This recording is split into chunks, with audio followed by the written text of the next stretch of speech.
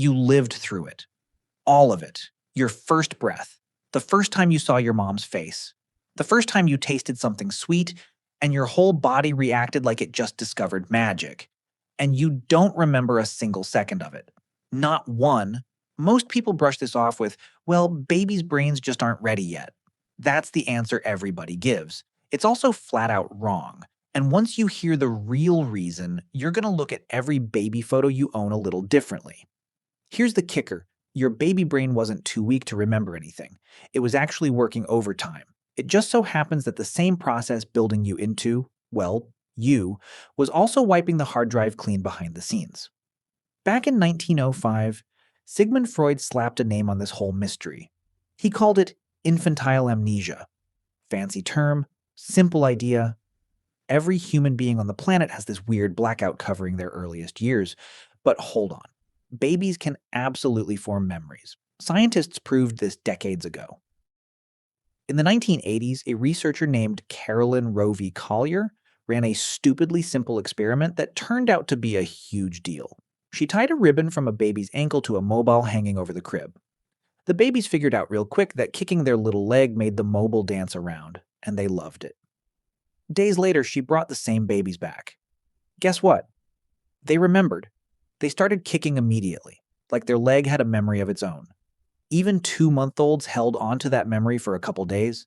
6-month-olds kept it for weeks. So babies can learn, they can store stuff, they can recall it, but somewhere between the crib and adulthood, every single trace gets erased. So what's actually going on in there? Part of the answer comes down to construction. Deep in your skull sits the hippocampus. Basically the engine room for memory. It's the part of your brain that takes a moment, say your 5th birthday party, and files it away as a story you can replay years later. In adults, the hippocampus teams up with the prefrontal cortex to tag and store these little life episodes. But in babies, that whole system is still a construction site. The wiring between the hippocampus and the rest of the brain isn't finished. Some key parts don't even come fully online until somewhere between age 2 and 4. So, yeah, your infant brain could grab a memory for the short term, it just couldn't file it away for good. And that's honestly only the first crack in the case. In 2014, 2 neuroscientists in Toronto, Sheena Jocelyn and Paul Franklin, dropped a theory that sounded almost insane. What if the exact thing your brain does to build itself is the same thing tearing your memories apart? Picture your skull as a construction zone during those first years. Your hippocampus is cranking out brand new brain cells at an insane rate. Scientists call this neurogenesis, and it's absolutely necessary. That's how your brain wires up the circuits you'll rely on for life. But Jocelyn and Franklin figured there had to be a catch. Every time a fresh neuron muscles its way into an existing circuit, it messes with the wiring that was already sitting there. The same wiring holding your memories together. They put it to the test on mice. Crank up neurogenesis in adult mice, and those mice start forgetting stuff they'd already learned. Slow it down in baby mice, and those baby mice hang on to memories way longer than normal. The results, published in the journal Science, basically confirmed it. Your baby brain wasn't too simple to remember things. It was too busy renovating. All those shiny new neurons that built your brain also bulldozed the memories sitting inside it. Now here's where it gets even weirder, because there's a piece of you that had to exist before any of this could even matter. To have what scientists call an autobiographical memory, the kind where you're the main character reliving a moment, you need a sense of self. You need to actually get that you're a separate person from everything around you. That stuff is happening to you specifically.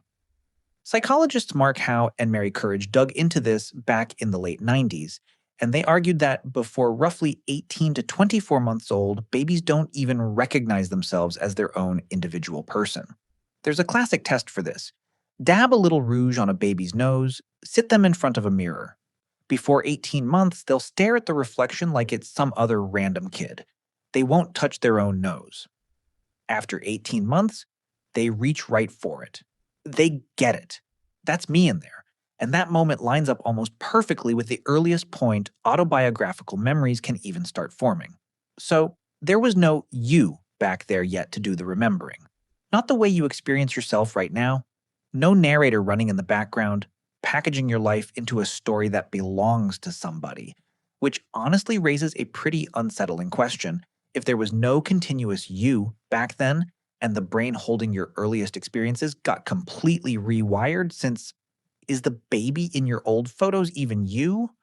Or is it someone else who happened to be wearing your body, whose entire mind got taken apart, neuron by neuron, and rebuilt into whoever you are now? One more piece to this puzzle, and it's the words in your mouth. Psychologist Catherine Nelson spent years studying how kids build lasting memories, and her big takeaway was that language doesn't just describe your memories, it builds the frame they hang on. Before you could talk, your experiences were raw sensations, sounds, textures, feelings, light. No words to organize any of it, so none of it stuck. Once kids start talking, or especially once parents start doing that thing where they go, "Remember when we went to the park?" their ability to hang on to memories jumps massively. Language basically gives memory a skeleton to hold itself up. This isn't just theory either. Psychologist Chi Wong at Cornell found that your earliest memory literally depends on what culture you grew up in. In Western culture, where parents constantly narrate their kids' life back to them, earliest memories usually start around age 3.5. Among the Maori of New Zealand, where storytelling and oral history run deep, people's earliest memories reach back to 2.5. In some East Asian cultures, where childhood narratives focus less on the individual kid, earliest memories don't kick in until closer to 4 or later.